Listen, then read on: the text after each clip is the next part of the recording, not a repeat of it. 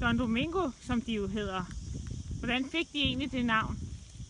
Ja, det var jo mit søndagspræg i Sydspansk Turistradio nær Malaga. Men desværre gik turistradioen fallit, og nu er der ikke nogen forskel på Søjen og Hellig, og heller ikke nogen længere Don Domingo. Men hvad er historien egentlig taget om Don Domingo? Livet her i det sydspanske er jo altid lidt mere eksotisk. Ja, det er fordi, at op bag Migrasbjergene, der bliver der så forfærdeligt koldt om vinteren.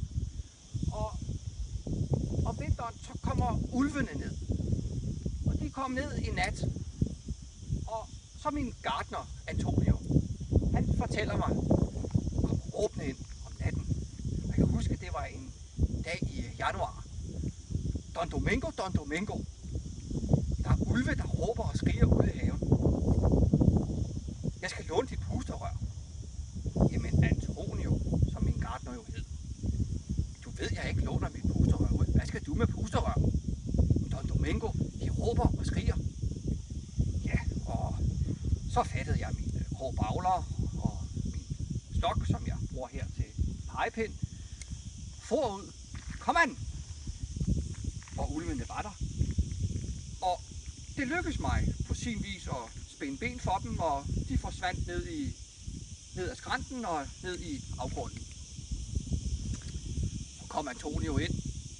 Don Domingo, så du ulvene? Antonio, jeg så dem. Don Domingo, så må du være søndagsbarn ligesom jeg. Og den historie frister mig til at spørge lidt ind på spirituspriserne her i Sydspanien. Jo, det er rimeligt. Vi skal også ned og smage ned på baren om lidt og møde damerne.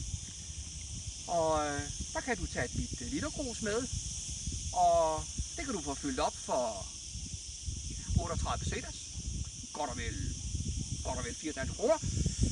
Og der kan du vælge mellem cognac og eller gin og eller rom.